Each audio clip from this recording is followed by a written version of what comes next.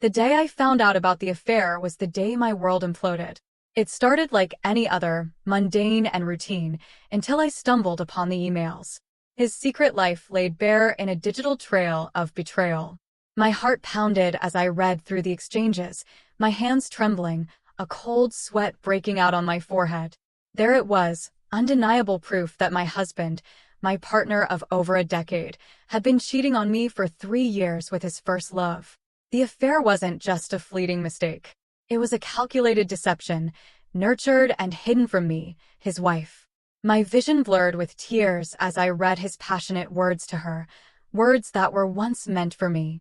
It was like a knife to the gut, each word twisting deeper into my soul. I felt the bile rise in my throat as the reality of it all sank in. He had never really let her go. She was always there, lurking in the shadows of our marriage. I confronted him that evening. The kids were at my mother's, thank God, sparing them the initial explosion. I stood in the kitchen, clutching my phone, the damning emails open for him to see. "What the hell is this?" I demanded, my voice shaking with a mixture of rage and despair. He looked up from his work, confusion morphing into guilt as his eyes fell on the screen. He knew he was caught. There was no denying it. "It's not what it looks like," he started, but his voice lacked conviction. "Not what it looks like," I screamed, throwing the phone at him. "You've been screwing her for 3 years. How could you do this to me? To us?" He recoiled, the phone clattering to the floor. I'm sorry," he stammered, eyes wide with panic. "I didn't mean for it to go this far." "Didn't mean for it to go this far?" I echoed, my voice hollow. "You lied to me every single day. You betrayed our family." The confrontation escalated, our voices rising, words slicing through the air like shards of glass. I demanded details, masochistically needing to know every sordid fact. How often did they meet? Where did they go? What lies did he tell to sneak away? His answers were a blur, my mind too numb to process the specifics. All I knew was that my marriage, my life, had been a lie. And then he dropped the bombshell. His family knew. They had kept this secret from me, shielding his betrayal, enabling his deceit. My anger shifted to pure, unadulterated fury. How could they look me in the eye, day after day, knowing what they knew? I stormed out, needing air, needing space to think. I wandered aimlessly, the chill of the evening air doing little to cool my rage. I ended up at a bar, ordering a drink I didn't want just to have something to do with my hands. The realization hit me like a freight train. This wasn't just about him and her. It was about everyone who knew and said nothing. Everyone who let me live in ignorant bliss while my husband carried on his affair. When I finally returned home, hours later, he was still there, waiting, his face a mask of remorse. We talked, or rather, I raged and he apologized. He begged for forgiveness, swore he'd end it, that it was me he loved. But his words were empty, hollow echoes in the void of my shattered trust. The confrontation with her was inevitable. She had the gall to call me, to try and explain, to justify their betrayal. I met her at a cafe, a public place where I hoped to keep my composure. She was beautiful, annoyingly so, with an air of smugness that set my teeth on edge. "I'm sorry," she said, her voice dripping with insincerity. "I never meant to hurt you." "Never meant to hurt me?" I snapped, my hands clenching into fists under the table. "You tried to break up my wedding. You've been sleeping with my husband for 3 years. How can you sit there and say you never meant to hurt me?" She shrugged, a casual lift of her shoulders that made my blood boil. "We have history, deep history. What we had was real. Your marriage, it was just in the way." "In the way." My voice rose, drawing the attention of nearby patrons. "I am his wife. We have children together. You are a relic of his past. He chose me. And yet, here we are," she said with a smirk. "He came back to me." I lost it then. The calm facade I had tried to maintain shattered. "You are nothing but a homewrecker," I hissed. "You think you won? You think he'll ever be happy with you? He chose me once. He'll choose me again." The exchange was vicious, filled with words that cut deep. She threw every insult she could muster, calling me ugly, saying I smelled, that I didn't deserve him. Each word was a barb, designed to wound, and wound they did. But I didn't back down. I matched her venom with my own, refusing to let her see how much she hurt me. In the end, I walked away, my dignity in tatters, but my resolve intact. She wouldn't win. She couldn't win. I would fight for my family, for my children. But the battle had only just begun, and I knew, deep down, that things would never be the same. The trust was gone, replaced by a gnawing doubt that would haunt me forever. And thus, the seeds of our broken relationship were sown, in lies and betrayal, in anger and hurt. The road ahead was dark and uncertain, and as I stood there, watching my husband beg for another chance, I couldn't help but wonder if we were doomed from the start. In the days that followed, life became a grotesque pantomime of normalcy. I kept up appearances for the sake of the kids, plastering a smile on my face that felt like a mask. Inside, I was falling apart. Every glance at my husband was a painful reminder of his betrayal, each touch a sickening reminder of her.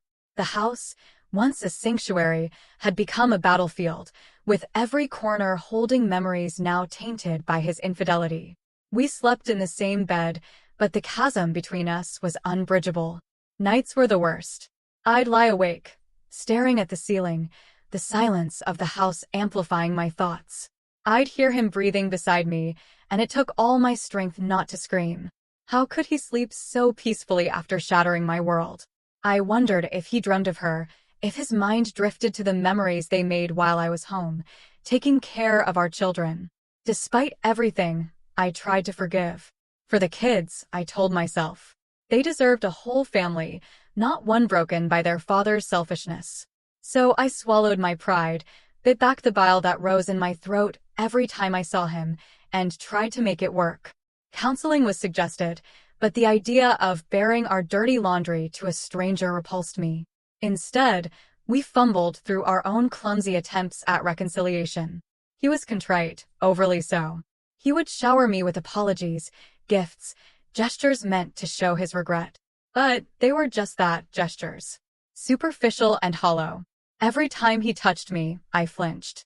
Every time he said he loved me, I doubted. The doubt was insidious, creeping into every aspect of our life. Was he really late from work because of traffic, or had he found someone else? Did he look at his phone because of a work email, or was it another secret message? Our lovemaking, if it could even be called that, became mechanical. Gone was the passion, replaced by a clinical, desperate need to reclaim something that was lost. I would stare at the ceiling, biting my lip, waiting for it to be over. He'd hold me afterwards, whispering apologies and promises, but his words were like dust, crumbling at the slightest touch. One night, after an argument that left us both exhausted and raw, he confessed something that chilled me to the bone. "I still think about her," he said, voice barely a whisper. "Not because I want to, but because I can't stop. She was my first love, and that's not something you just forget." The admission was like a punch to the gut. I felt the air leave my lungs, my vision swimming. "So, what am I then?" I asked, my voice shaking. "Second best? A consolation prize?" "No," he said quickly, reaching for me. I pulled away, the touch of his hand unbearable. "You're my wife, the mother of my children. I love you, I do. But part of me will always belong to her." His words echoed in my mind, a brutal truth I had been trying to ignore. I realized then that this wasn't just about the affair. It was about the fact that he would never be wholly mine. There would always be a part of him that belonged to her, a part that I could never touch. I wanted to scream, to hit him, to make him feel the pain that was tearing me apart. But I did none of those things. I simply stood up and walked out of the room, the walls closing in around me. Days turned into weeks, and we settled into a fragile truce. Our conversations were stilted, filled with forced politeness and empty reassurances. The kids noticed, of course. They weren't blind to the tension that hung in the air. "Why do you and Daddy fight so much?" our oldest asked one day, her eyes wide and filled with worry. I forced a smile, ruffling her hair. "Mommy and Daddy are just going through a rough patch, sweetheart." But we love you very much, and that's what matters. Her innocent question cut deeper than any of his betrayals. I was lying to my children, creating a facade of stability when everything was falling apart. But what choice did I have? The alternative was too painful to contemplate. One evening, after putting the kids to bed, I found myself in the bathroom, staring at my reflection. I looked older, the stress etching lines into my face that hadn't been there before. My eyes were dull, lifeless. I hardly recognized the woman staring back at me. I felt a sudden, overwhelming urge to break something, to shatter the mirror, and let the shards cut away the pain. Instead, I turned away, sinking to the floor. The tears came then, silent and uncontrollable. I wept for everything I had lost, for the trust that was gone, for the love that would never be the same. I wept for the woman I used to be, the one who believed in fairy tales and happy endings. That woman was dead, replaced by someone harder, someone who had seen the ugliest side of love. He found me there, curled up and broken. He knelt beside me, his own eyes wet with tears. "I'm so sorry," he whispered, his voice cracking. "I've ruined everything, haven't I?" I didn't answer. What was there to say? We were two broken people, trying to piece together a shattered life. His apology, like all the others, felt meaningless. Sorry didn't change what had happened. Sorry didn't erase the betrayal or the pain. As the weeks turned into months, we continued our charade of normalcy. We went through the motions, playing our parts, but the underlying tension never disappeared. Every look, every touch, was tinged with the shadow of his affair. The doubt, the distrust, had taken root deep within me, and no amount of his remorse could uproot it. Our life became a series of silent battles and unspoken resentments. I threw myself into the kids, into maintaining a semblance of normalcy for their sake. But inside, I was hollow, a shell of the person I used to be. I wondered how long we could keep this up, how long we could pretend that everything was okay when it was anything but. The answer came one rainy evening when he came home late, his clothes damp and his eyes tired. I could tell he had been drinking, the smell of alcohol clinging to him. He slumped into a chair, his head in his hands. "I can't do this anymore," he said, his voice barely audible. My heart clenched. "What do you mean?" "This," he gestured vaguely. "Us. Living like this. It's killing me." Anger flared within me. "You think it's easy for me?" I snapped. "You think I enjoy this? I'm trying to keep our family together, trying to make it work, and you are giving up." "I'm not giving up," he said, looking up at me with those sad, haunted eyes. I don't know what to do. I love you, but I don't know how to fix this." His words hung in the air, a painful acknowledgement of our reality. We were broken, and no amount of love or effort seemed enough to mend the pieces. I wanted to scream, to rage at the unfairness of it all. But instead, I just stood there, the weight of our failing marriage pressing down on me. In that moment, I realized that love wasn't always enough.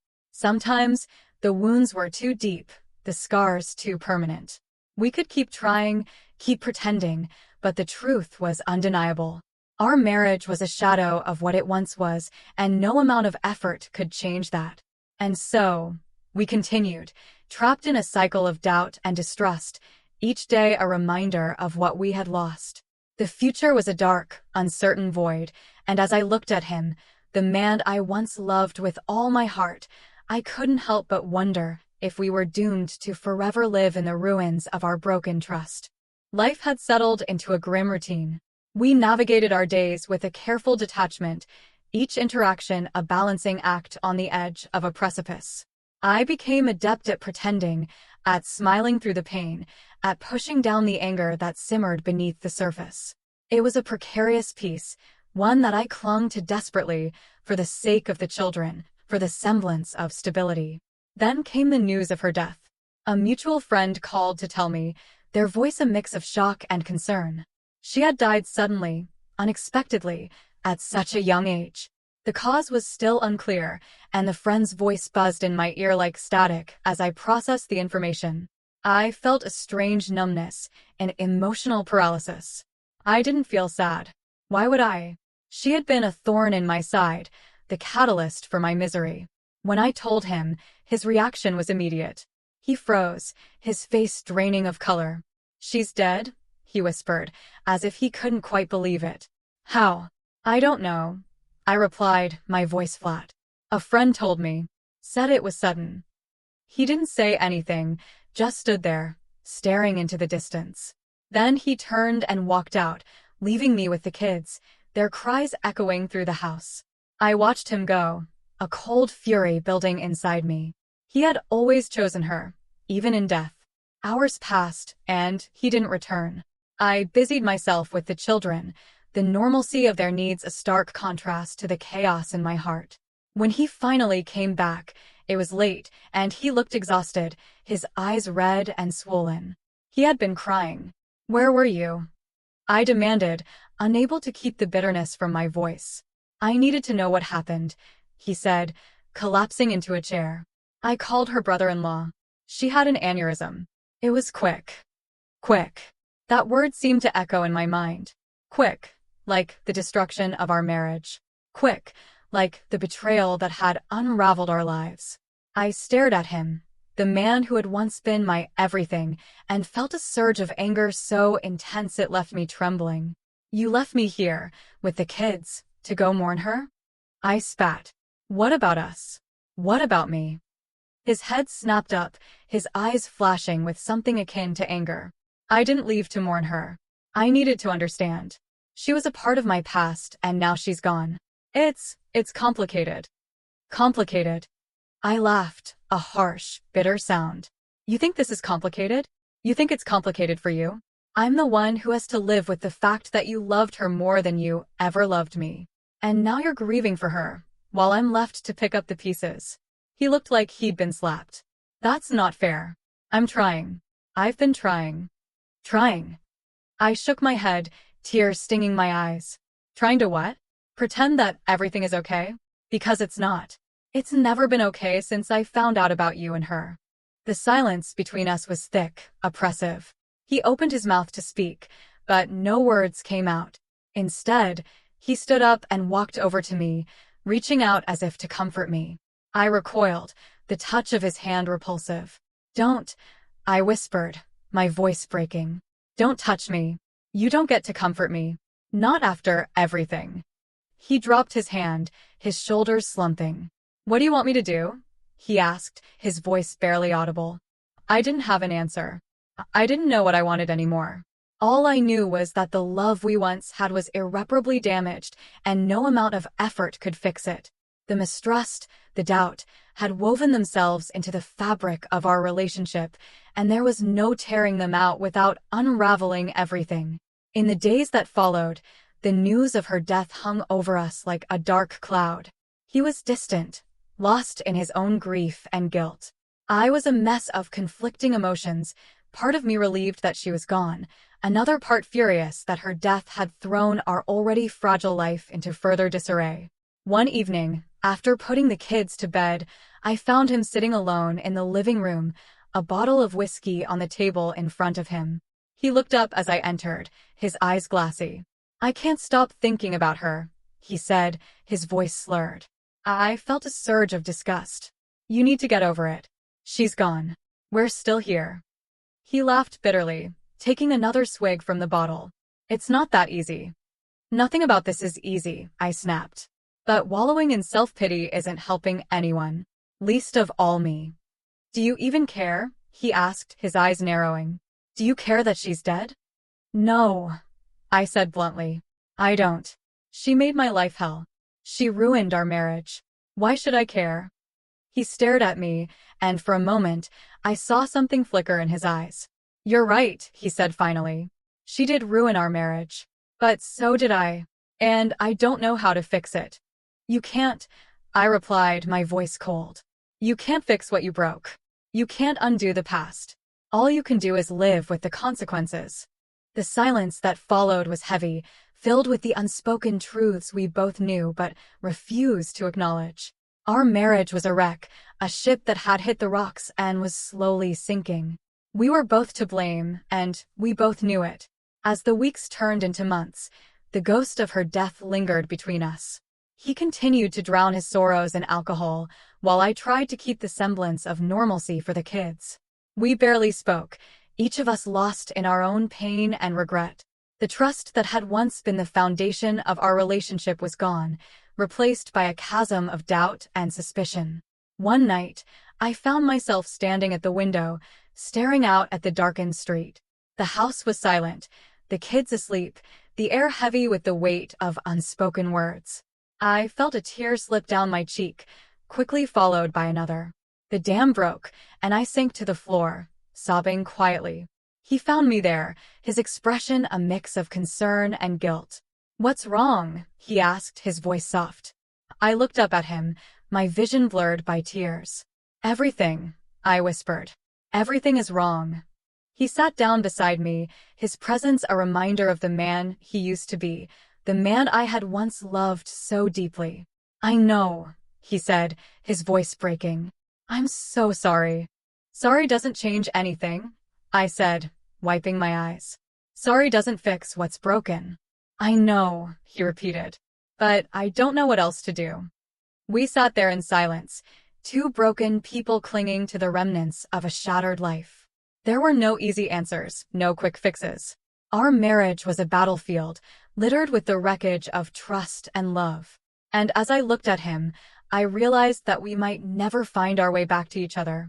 The future was a dark, uncertain void, and as I stood on the precipice, I knew that the only thing left to do was to take one step at a time, hoping that somehow we would find a way to survive the ruins of our broken relationship.